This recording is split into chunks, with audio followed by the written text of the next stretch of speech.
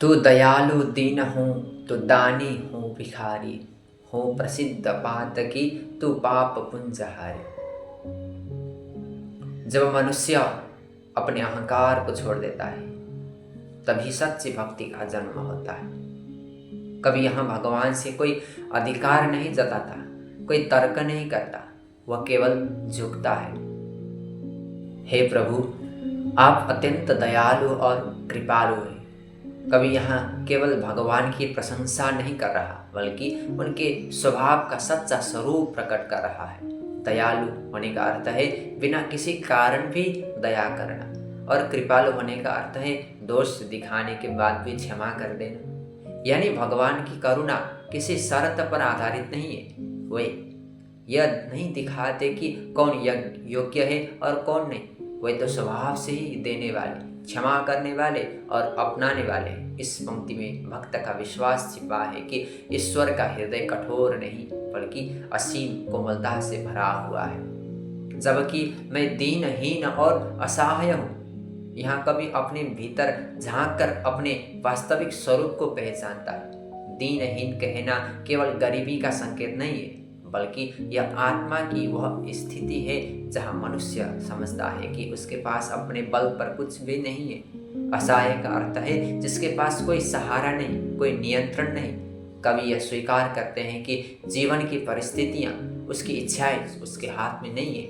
यह स्वीकार ही अहंकार को तोड़ता है और सच्ची भक्ति का द्वार खोलता है। आप महान दानी हैं। यहाँ कभी भगवान को केवल दाता नहीं बल्कि महान दानी कहते हैं। इसका अर्थ है वे सीमित नहीं, असीम देने वाले हैं। वह केवल भौतिक वस्तुएं ही नहीं बल्कि जीवन, चेतना, प्रेम, क्षमा और मोक्ष तक प्रदान करते हैं। उनका देना किसी गणना में नहीं बांधता।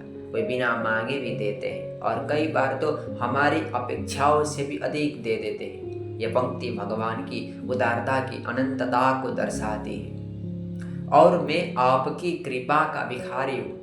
यहाँ भिखारी शब्द का प्रयोग अत्यंत गहरा है। सामान्य रूप से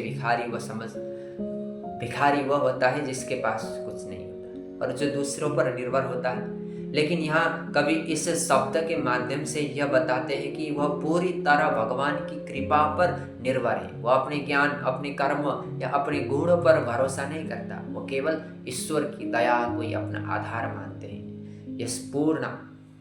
यह पूर्ण समर्पण की स्थिति है जहाँ मैं समाप्त होने लगता है और केवल आप शेष रह जाते हैं। मैं संसार में प्रसिद्ध पापी हूँ। यह पंक्ति सबसे अधिक साहस की मांग करती है। यहाँ कभी अपने दोषों को छुपाने की बजाय उन्हें स्वीकार करते हैं। प्रसिद्ध पापी कहना यह दर्शाता है कि वो अपने पापों की गंभीरता को समझते हैं और उनसे मुंह नहीं मोड़ता। यह आत्मस्वीकार ही आत्मशुद्धि के पहली सीढ़ी।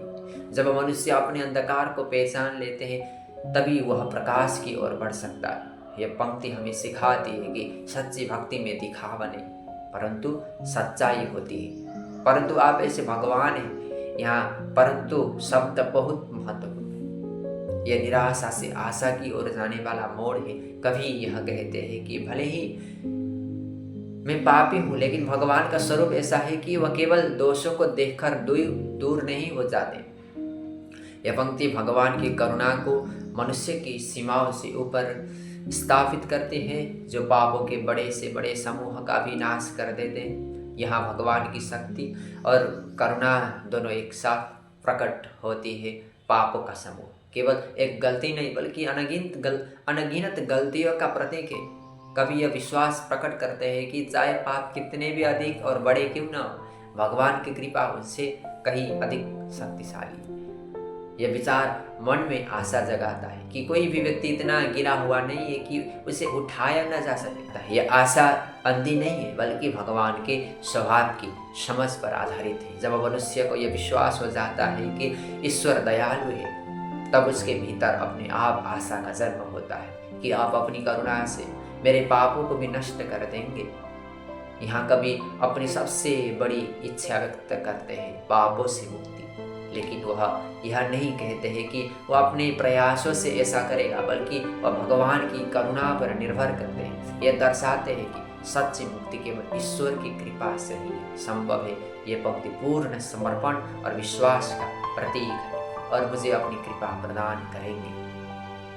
अंत में कवि की अंतिम अभिलाषा केवल भगवान की कृपा है। वो समझते हैं कि यदि उसे ईश्वर की कृपा मिल जाए तो जीवन के सारे दुख, पाप और कष्ट अपने आप समाप्त हो जाएंगे।